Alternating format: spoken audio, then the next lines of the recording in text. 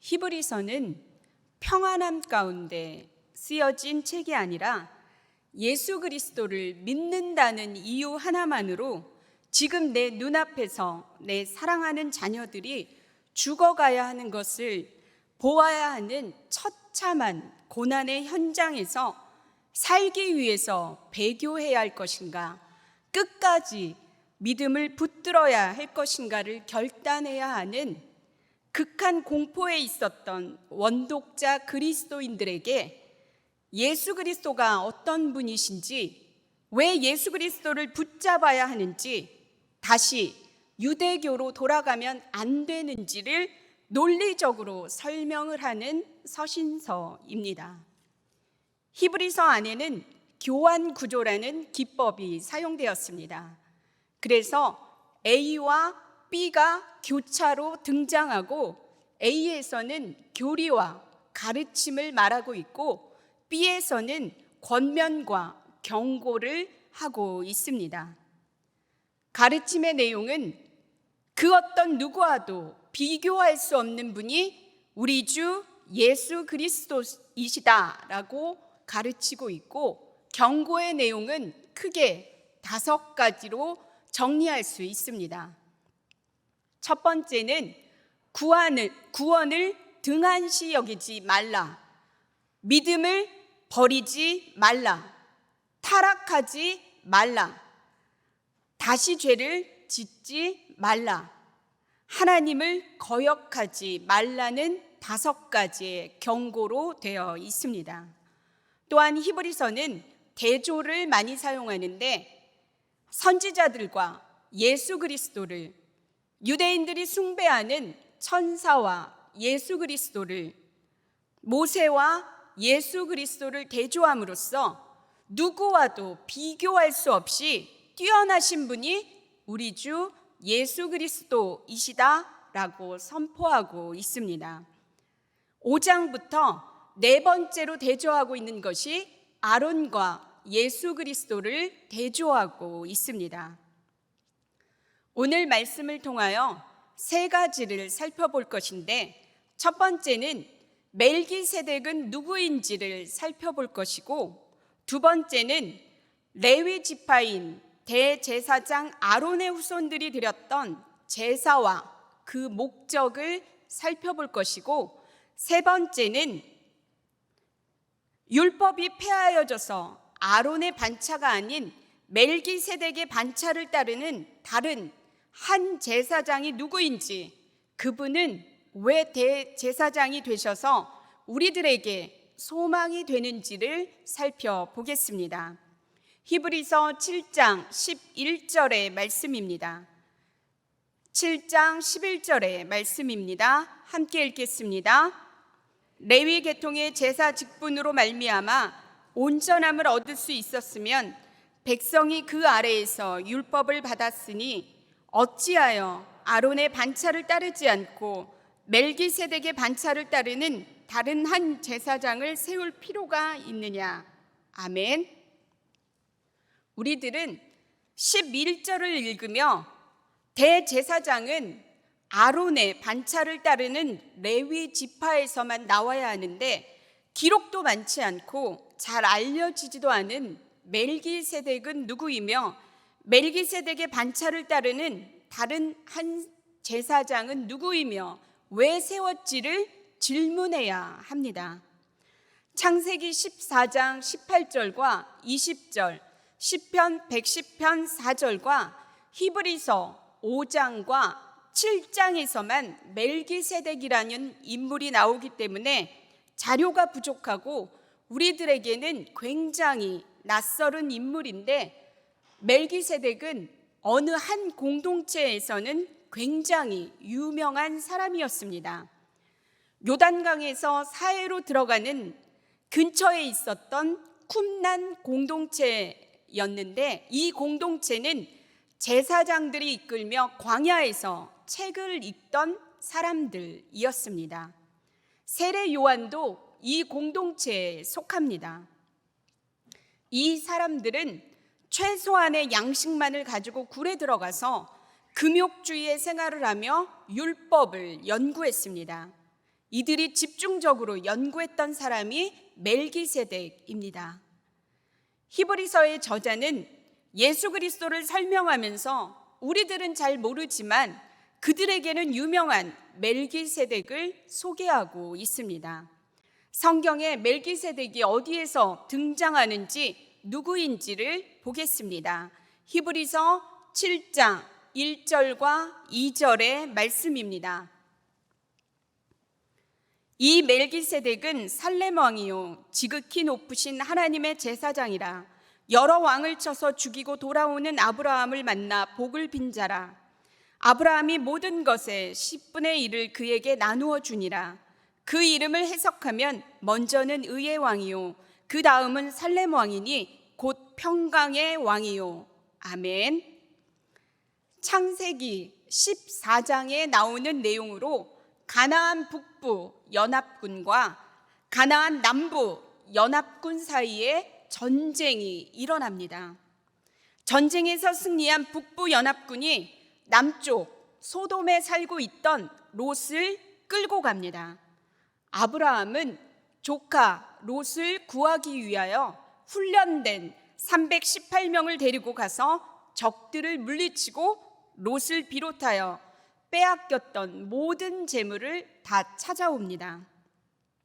18절은 멜기세덱이 떡과 포도주를 가지고 와서 아브라함을 영접하는 내용이고, 창세기 14장 20절에서는 멜기세덱이 손을 들어 아브라함을 축복하자 아브라함이 멜기세덱에게 10분의 1을 드리는 내용입니다.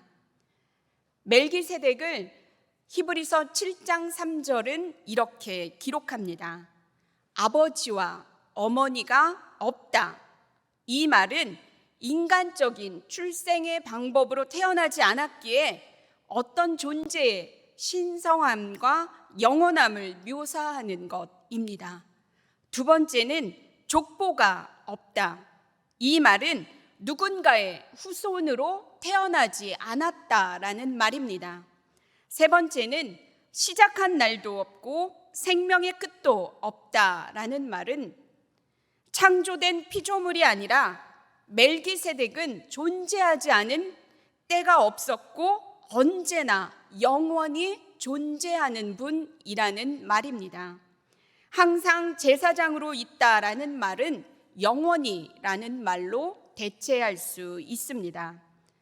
3절은 멜기세덱을 말하는 것 같지만 영원한 제사장 멜기세덱이 되시는 예수 그리스도에 대한 기록입니다.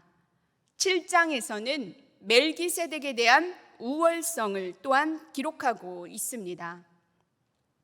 네 가지로 설명할 수 있는데, 첫 번째는 아브라함이 멜기세덱에게 11조를 드렸다는 것을 통해서 멜기세덱은 제사장이라는 것을 알 수 있고, 레위조차도 멜기세덱에게 11조를 드렸다는 것도 또한 알 수 있습니다. 아론보다 먼저 제사장직을 받음으로 율법 아래 있지 않고 영원하다는 것을 알 수 있고, 네 번째는 아브라함에게 축복해 줌으로써 그에게 축복권이 있었다라는 것을 우리는 알 수 있습니다. 창세기에서는 아브라함이 11조를 멜기세덱에게 주었습니다. 바친 사람이 높습니까? 받은 사람이 더 높습니까? 시편에서는 멜기세덱의 서열에서 영원한 제사장이 오신다며 아론의 제사장보다는 멜기세덱의 반차에서 나오는 제사장이 더 높다고 합니다. 멜기세덱은 아직 태어나지도 않았지만 아브라함의 허리에 있었던 레위보다 훨씬 뛰어난 분입니다. 사랑하는 성도 여러분, 저자는 의도를 가지고 아론과 예수 그리스도를 대조하고 있습니다. 예수 그리스도와 너무나 비슷한 것이 많은 멜기세덱을 보며 우리들은 한 분을 떠올려야 합니다. 우리 주 예수 그리스도이십니다. 11절에서는 아론의 계열로 드렸던 제사가 온전하지 않다는 것을 말합니다. 아론 계열에서 드렸던 제사와 그 목적에 대해 살펴본 후에 왜 온전하지 않은지를 보겠습니다. 레위인들이 누구입니까? 레위는 게르손, 고앗, 무라리의 아버지입니다. 고앗은 아므람, 이스알, 헤브론, 우시엘이고, 아므람은 아론과 모세의 아버지이고, 아론은 나답과 아비후, 엘르아살, 이다말인데, 나답과 아비후가 레위기 10장에서 하나님이 명령하시지 않은 다른 불을 들여서 죽게 되어서 셋째 아들인 엘르아살이 계보를 이어받았고, 그 다음이 비느하스입니다. 정리하면 레위의 후손은 모두가 레위인이고, 아론의 후손 전체가 제사장이고, 아론의 후손 중 장자 라인이 대제사장이 됩니다.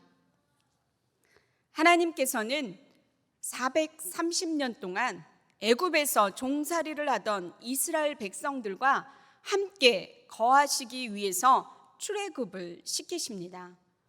출애굽기 19장 시내산에서 언약을 맺으시는데, 이 언약을 우리들은 결혼이라고 합니다. 이 언약을 구언약, 시내산 언약이라고 부릅니다. 결혼한 하나님과 이스라엘 백성들이 같이 살 집이 필요했습니다. 그래서 지은 것이 성막입니다. 하나님께서는 성막 안에 있는 지성소라는 곳에 임재하시겠다고 위탁의 말씀을 하셨습니다. 성막에서 제사를 드리기 위해서 레위인, 제사장, 대제사장이 필요했고, 아론 이후에 제사장, 대제사장이 생겼습니다. 왜 제사를 드려야 합니까? 부정해진 인간이 정결한 인간이 되어 하나님께 나아갈 수 있는 유일한 방법이 제사이었기 때문입니다. 레위기 1장 1절부터 9절까지는 제사를 드리는 6가지의 방법이 나와 있습니다. 첫 번째는 흠없는 제물을 회막으로 가져옵니다. 가지고 온 그 사람이 안수를 하고, 안수를 할 때에 죄의 전가가 일어납니다. 가지고 온 그 사람이 제물을 또한 잡습니다.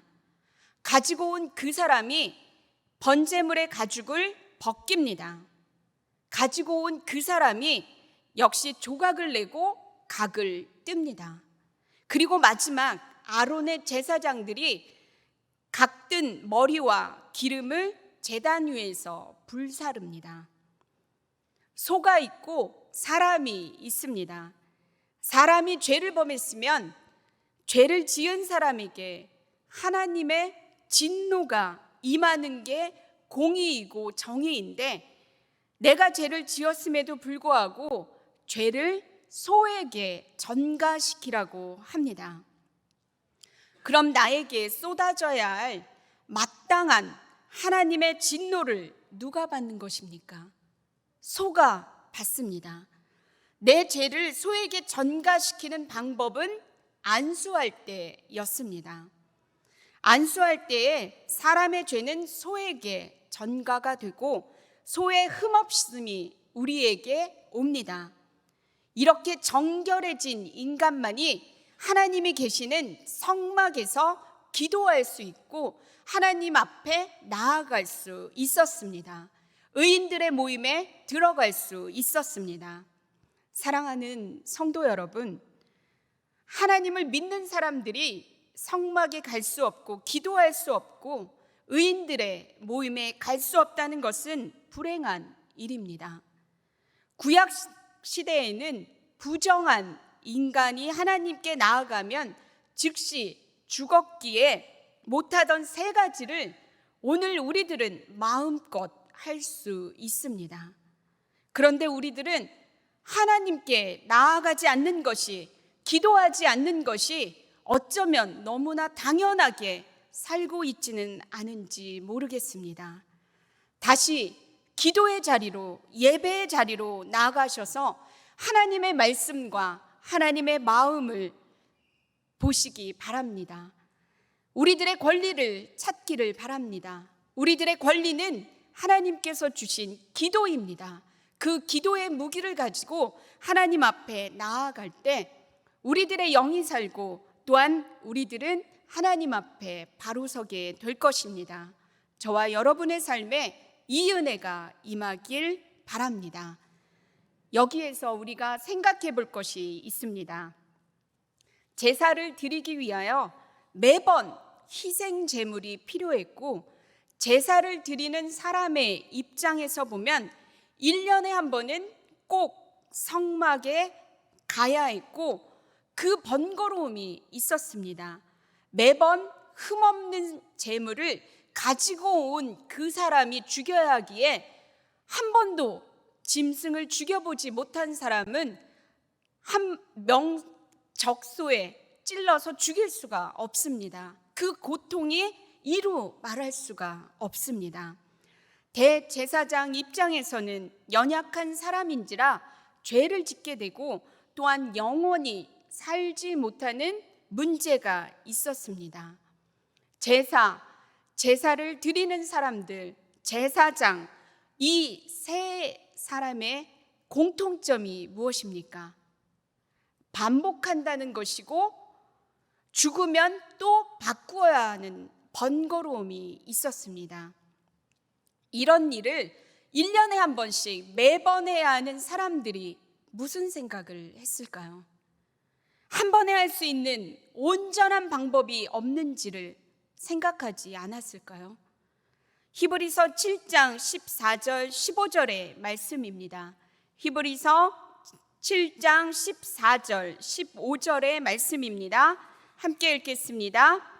우리 주께서는 유다로부터 나신 것이 분명하도다. 이 지파에는 모세가 제사장들에게 관하여 말한 것이 하나도 없고 멜기세덱과 같은 별다른 한 제사장이 일어난 것을 보니 더욱 분명하도다. 아멘. 이제는 아론 계통의 제사장이 아닌 별다른 한 제사장이 유다 지파에서 일어났는데 그분이 우리 주 예수 그리스도라고 설명하고 있습니다. 레위 지파가 아닌 다른 지파의 제사장이 될 수 있다는 것은 이제 시내산에서 맺었던 구언약은 폐해졌고 새 언약이 생겼다는 것을 의미합니다. 베드로전서 2장 9절은 이렇게 기록합니다. 우리들이 왕 같은 제사장이 된다고 말합니다. 그리고 예수 그리스도께서는 이제 대제사장이 되십니다. 대제사장이신 예수 그리스도께서 도대체 대제사장이 되셔서 무엇을 하셨는지를 보겠습니다. 히브리서 9장 12절의 말씀입니다. 우리 히브리서 9장 12절의 말씀을 함께 읽겠습니다. 염소와 송아지의 피로 하지 아니하고 오직 자기의 피로 영원한 속죄를 이루사 아멘. 히브리서는 레위기랑 함께 보아야 합니다. 레위기 16장에서는 7월 10일 대속죄일이 기록되어 있습니다. 1년에 딱 하루 대속죄일 날 이스라엘 백성들이 회막에 모이고 모든 죄를 용서받는 날입니다. 이때 딱 하루만 대제사장이 지성소에 들어갈 수 있었습니다. 히브리서에 의하면 1년에 1차라고 기록되어 있지만 이것은 강조를 말하는 강조요법입니다. 1년에 하루 들어가는 것은 맞지만 레위기 16장에 의하면 하루에 3번 대제사장이 지성소에 들어갑니다. 대제사장이 번제단의 숯을 향로에 담아 지성소 안으로 들어가서 향을 피워 연기가 언약궤를 덮을 때까지 있다가 언약궤를 덮으면 나옵니다. 대제사장이 자기의 죄를 위해 송아지 잡은 피를 가지고 언약궤의 뚜껑 부분인 속죄소에 피를 뿌립니다. 이때 하나님께서 보시기에 대제사장이 지난 1년 동안 너무나 많은 죄를 지었다면 그 자리에서 죽습니다. 대제사장이 모든 이스라엘 백성들의 죄를 사하기 위해 염소 2마리를 선택하여 하나는 아사셀이라고 해서 광야로 보내고 하나는 잡습니다. 대제사장이 염소의 피를 가지고 지성소로 들어갑니다. 이것이 대속죄일 날 죄사함을 받기 위해 하는 일입니다. 대제사장, 제사장, 레위인들, 제사를 드리는 사람들, 많은 사람들이 섞여 혼란스럽고 또 하나님께서 용서해 주시지 않으면 이 날은 죽음의 날입니다. 하나님께서는 번거로움을 폐하고 율법을 폐하셔서 아들을 통한 단 한 번의 성소로 들어가게 하시는 일을 여셨습니다. 그것이 대제사장이신 예수 그리스도께서 몸소 희생제물이 되셔서 자기의 피를 가지고 하나님이 계신 지성소로 들어가신 것이 십자가입니다. 이제는 더 이상 다른 제물이 필요가 없습니다. 이제는 매번 1년에 한 번씩 제사를 드릴 필요도 없습니다. 우리들은 이제 예수 그리스도를 믿는다는 믿음의 고백만 드리면 됩니다. 이것이 아론의 계열로 완전하지 않은 제사가 대제사장 되시는 예수 그리스도로 말미암아 단 한 번에 온전해진 것을 의미합니다. 사랑하는 성도 여러분, 내가 죄를 범했으면 내가 하나님의 진노를 받는 것이 마땅합니다. 그게 공의이고 정의입니다. 그런데 내가 받아야 할 그 하나님의 진노를 예수 그리스도께 전가시키라고 합니다. 하나님께서는 예수 그리스도께 하나님의 진노를 쏟으셨습니다. 예수님을 생각하면 정말 바보입니다. 예수 그리스도는 우리들의 값어치보다 훨씬 많은 금액을 지불하시고 우리들을 핏값으로 사셨습니다. 예수 그리스도께서 대제사장이 되신 것은 높은 자리에 앉으려고 한 것이 아닙니다. 우리를 속량하시기 위해 자신을 아낌없이 십자가에 내어주시기 위해서 대제사장이 되셨습니다. 이 희생적인 사랑이 느껴지십니까? 누군가를 위하여 목숨을 버린다는 것은 정말 쉽지 않은 일입니다. 히브리서의 원독자들이 그토록 알고 싶어 했던 예수 그리스도가 누구이신지, 왜 붙잡아야 하는지에 우리들을 얼마나 사랑하는지에 대한 질문을 오늘 성경은 우리들에게도 하고 있습니다. 저와 여러분의 삶에 믿음이 약해지셨습니까? 우리들을 위하여 십자가에서 기꺼이 목숨을 바치신 예수 그리스도의 그 다함 없는 사랑을 기억하시고 다시 믿음을 붙드시기 바랍니다. 우리들이 죄인에서 의인된 것은 우리가 의로운 삶을 살아서가 아닙니다. 예수 그리스도 믿었기 때문에 우리가 의인이 되었습니다. 오늘 우리들에게 있는 예수 그리스도를 향한 그 사랑의 마음을 들이시면 어떻겠습니까? 우리들에게 있는 그 당연한 믿음, 예수 그리스도가 나를 사랑하시고 내가 예수 그리스도 사랑한다는 그 당연한 믿음 드리는 저와 여러분이 되길 바랍니다. 마지막으로 한 가지만 더 나누겠습니다. 히브리서 4장 16절의 말씀입니다. 히브리서 4장 16절의 말씀입니다. 함께 읽겠습니다. 그러므로 우리는 긍휼하심을 받고 때를 따라 돕는 은혜를 얻기 위하여 은혜의 보좌 앞에 담대히 나갈 것이니라. 아멘. 우리가 대제사장이신 예수 그리스도를 만나는 곳은 어디입니까? 은혜의 보좌입니다.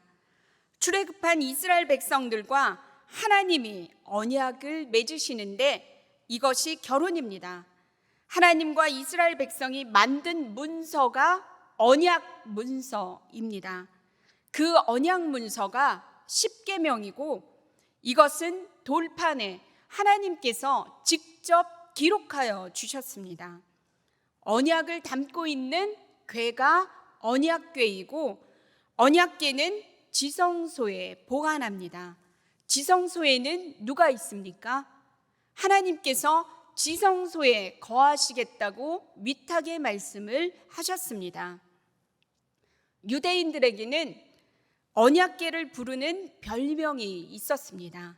역대상 28장 2절의 말씀과 시편 99편 1절과 5절의 말씀에서 하나님의 발판, 여호와의 발등상이라고 합니다. 이스라엘 사람들은 여호와라는 말을 쓰지 못했기 때문에 하나님을 나타내는 헤세드, 은혜로 바꿔서 은혜의 보좌라고 말합니다. 은혜의 보좌, 여호와의 발등상, 여호와의 발판 다 같은 말입니다. 히브리서는 때를 따라 돕는 은혜를 얻기 위하여 은혜의 보좌 앞으로 나아가자고 하는데 은혜의 보좌가 도대체 어디입니까? 예레미야 31장 31절부터 33절에서 이스라엘 집과 유다 집에 새 언약을 하나님께서 맺으신다고 말씀하십니다. 이제 새 언약은 그들의 속에 두며 그들의 마음에 둔다고 합니다. 하나님이 기록한 마음이 있는 사람이 마음이 언약 문서이고 하나님이 기록하신 마음을 가지고 있는 사람이 언약궤가 됩니다. 언약궤가 있는 곳에 하나님께서 임재하신다고 말씀하셨습니다. 그러면 언약궤인 사람이 가는 모든 곳에 하나님께서는 임재하시는 것입니다. 예수 그리스도를 믿는 사람, 성령으로 인친 사람에게 하나님께서는 우리가 어디에 가든 함께 하시고 동행하십니다. 이 신비를 아시겠습니까? 19절은 율법은 아무것도 온전하게 못하고 더 좋은 소망으로 하나님께 나아갈 수 있다라고 기록하고 있습니다. 율법보다 뛰어나신 분이 우리 주 예수 그리스도이십니다. 사랑하는 성도 여러분, 언약궤인 사람이 가는 모든 곳이 지성소임을 잊지 마시기 바랍니다. 그곳이 은혜의 보좌입니다. 우리를 위하여 십자가를 지시고 우리가 가는 모든 곳에서 만나주시는 예수 그리스도께 소망을 두며 그곳에서 예수 그리스도만이 주시는 참 안식을 누리게 되길 바랍니다. 저와 여러분의 삶에 어느 장소에서 주어지는 안식이 아니라 우리가 가는 곳곳마다 임재하시는 하나님으로 말미암아 참 안식이 주어지길 바랍니다. 이제 말씀을 마치려고 합니다. 부정해진 인간이 정결한 인간이 되어 하나님께 나아갈 수 있는 유일한 방법이 제사였습니다. 아론의 후손들이 드리는 제사는 온전하지가 않아 매년 1년에 한 번씩 제사를 드리는 반복에 어려움이 있었고 제물을 가지고 온 그 사람이 잡아야 하는 어려움, 번거로움이 있었습니다. 또 제사장들도 사람인지라 연약한지라 죄를 짓고 사람인지라 죽을 수밖에 없었습니다.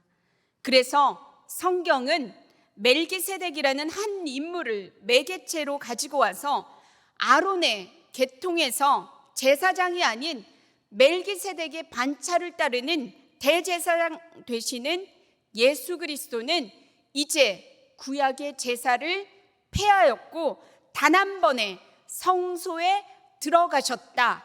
이것이 십자가이다라고 선포하고 있습니다. 대제사장 되시는 우리 주 예수 그리스도께서는 우리들을 위하여 기꺼이 목숨까지 내어 주신 분이시고 영원하신 분이십니다.